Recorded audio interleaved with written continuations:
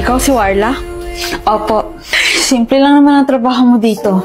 Alagaan mo lang yung ate ko tsaka painumin ng gamot sa tamang oras. Ano pong nangyari sa kanya? Na-aksidente siya, na-shock siya, tsaka hindi na nagpa-function ng maayos yung utak niya kaya siya nagkaganyan. Basta mahabang kwento. O sige na, matutulog na ako ha. Feel at home. Sige ho, ako na pong bahala.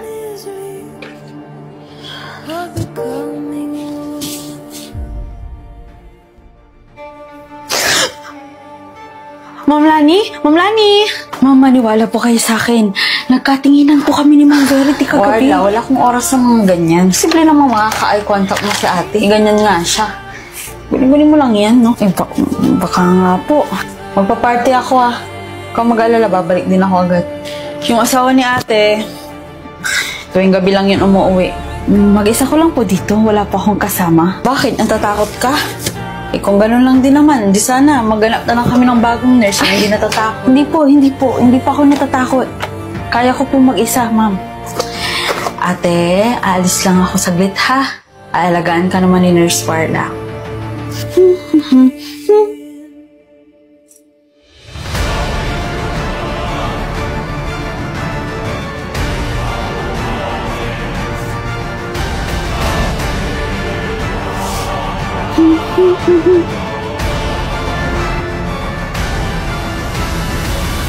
On and off.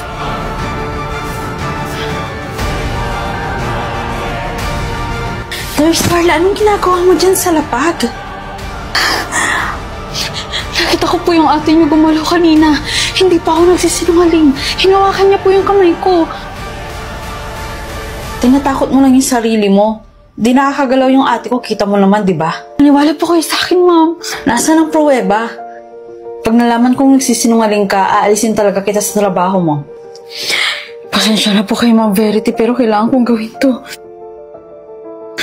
Kailangan ko mapatunayan na nagpapanggap lang kayo. Buko lang naman to eh. Wag. Ba't po kayo nagpapanggap na?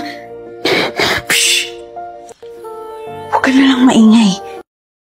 Nurse Warla, siguraduhin mo napapainom mo sa tamang oras yung ate ko ng gamot, ha? Noted po, ma'am. Sige na, pupunta lang ako ng house blessing ng barkada ko.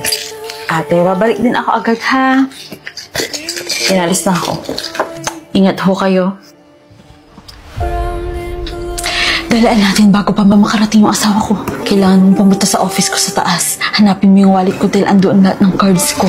Tsaka kunin mo yung laptop ko dahil gagawa ako ng letter sa lahat ng bangko na huwag tatanggap na kahit na anong transaction gamit ang pangalan ko. Tawagan mo lahat ng hotline numbers ng mga bangko at sabihin mo i-block yung number ko with my account number, okay?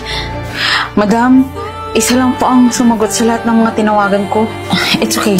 Kailangan natin ma-print lahat to para mabigay natin sa mga bangko. Bago pa nila makuha lahat ng pera ko. Madam, bakit kasi kailangan nyo pa po magpanggap? May kailangan pa akong malaman tungkol sa kanila.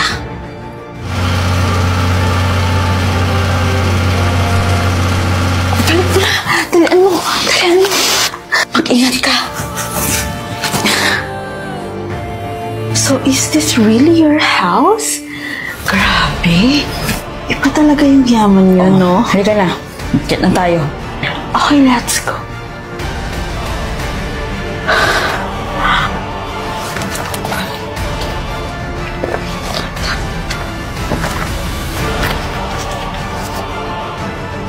Anong ginagawa mo dito?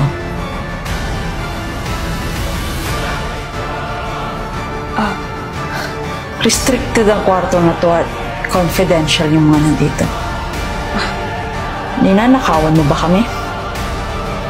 Ano yung hawak mo? Ibibigay mo, papatayin kita.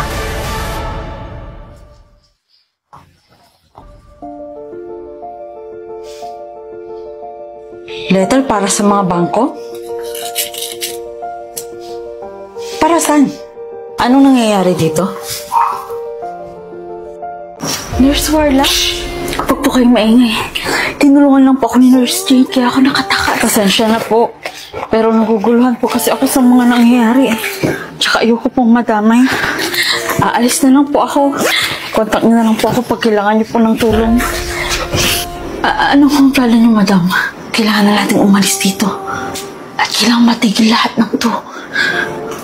Madam, hindi pa ako mamatita. Madam, hindi ko ito kaya. Nurse, wala. Kung hindi mo gagawin yan, sila ang gagawa sa'yo niyan. Gagas po ba ito, madam? Oo. At kailangan mong ikalat yan sa buong bahay bago pa sila mag-isa. Dalian mo na.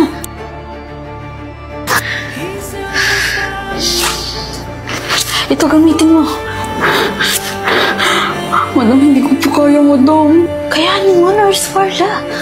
Self-defense itong ginagawa natin. Hindi mo kailangan makonsensya. Ayan, nasusunod ng buong bahay.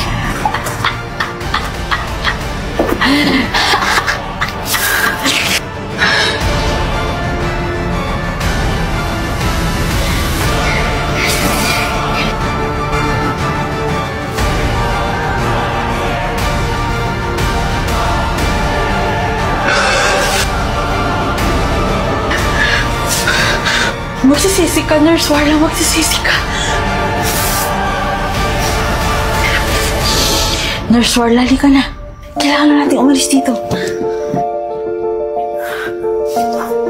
Natatakot po ako.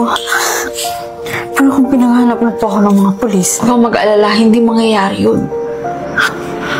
Ayun, may ATM machine dun. Kailangan ko magbito, kailangan ko kunin lahat ng pera ko. Diyan ka lang, ha?